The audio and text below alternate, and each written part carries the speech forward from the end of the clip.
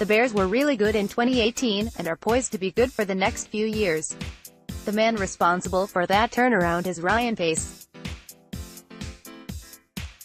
He has used a combination of draft picks and free agents to assemble nearly the entirety of one of the most talented rosters in football.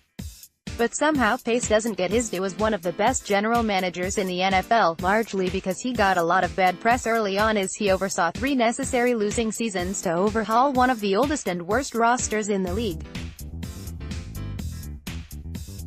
But I'm here to fix that today by highlighting just how good he's been at the most important part of a GM's job, drafting. The premise of this study is simple enough: try to find a way to quantify how well teams have drafted since 2015. Of course, that's easier said than done, because how do you quantify a draft? There is no one perfect metric to measure the success of a draft pick, so instead I used a bunch, hoping that they would combine overall to give us a clearer picture of draft success. Here are the metrics I used, with a quick explainer for each. First, team All-Pro nods. This is meant to be a measure of how well a team acquires top-end talent, the guys who can lead your roster to a championship. Pro Bowl berths, similar to All-Pros but less demanding. Really good players can be Pro Bowlers without becoming All-Pros. Think of this as a measure of really good but not great starters. Seasons as a starter. This is then intended to measure how many solid players teams acquire in a draft.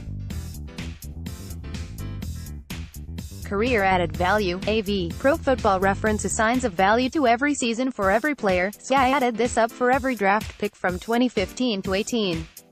Higher AV equals more total value from your draft picks, at least in theory. Games played. This is more a measure of total depth measure than anything, because it counts everybody on the active roster the same. Basically a measure of how many picks stick around to contribute in some way, even if that's mainly special teams. Total data for every team, from Pro Football Reference, can be viewed below, with the teams placed in alphabetical order and average values for each metric on the bottom row. Now let's see where the Bears rank. All-Pros, 3rd. Thanks to Eddie Jackson and Derek Cohen, the Bears finally found themselves on the mark here in 2018.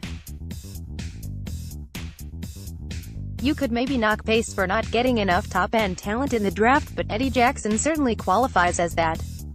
It's worth noting special teams inclusions count just as much as offense and defense here, hence Cohen, but there was no way to undo that without a whole lot of legwork on my part.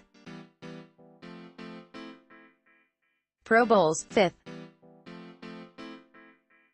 Here we see the Bears well represented not only in total Pro Bowl appearances, but also in a variety of players, as all 5 of their berths have come from different picks: Jackson, Cohen, Mitchell Trubisky, Cody Whitehair, Jordan Howard. You can fairly argue that the Pro Bowl selection process is not necessarily a good indicator of the best players, but there is no denying that Pace has done a good job of drafting good players. Seasons as starters, 4th. Here again we see the Bears among the league's best in terms of using the draft to land players who will become consistent contributors. In addition to the guys mentioned above, there are a number of players who have established themselves as starters, and good starters at that, including Eddie Goldman, Adrian Amos, James Daniels, Leonard Floyd, Anthony Miller, and Roquan Smith. Career AV, 6th. Everything we've seen in the first 3 metrics shows up in the total added value from Chicago's 2015 to 18 drafts.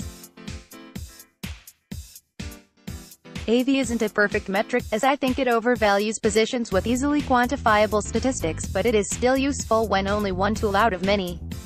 And here the contributions of depth players like Nick Kwiatkowski and Deon Bush show up. Games played, 20th. Here's the one area where the Bears don't rank very well. They're actually below average in total games played by draft picks since 2015.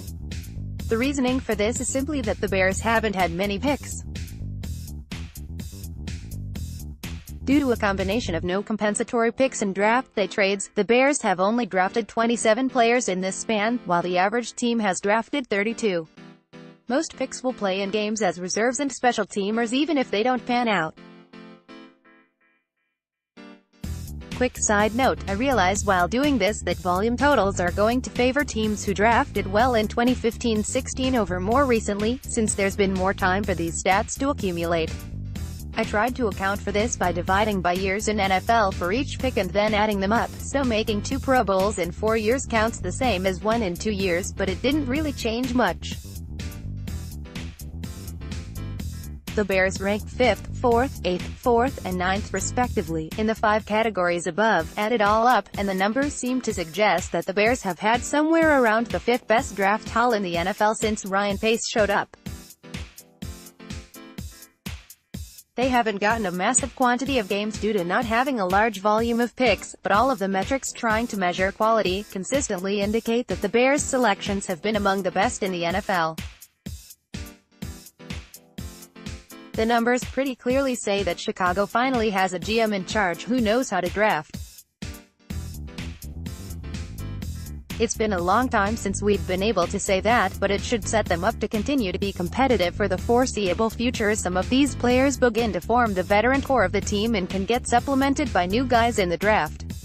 Rest easy, Bears fans, the team is in excellent hands.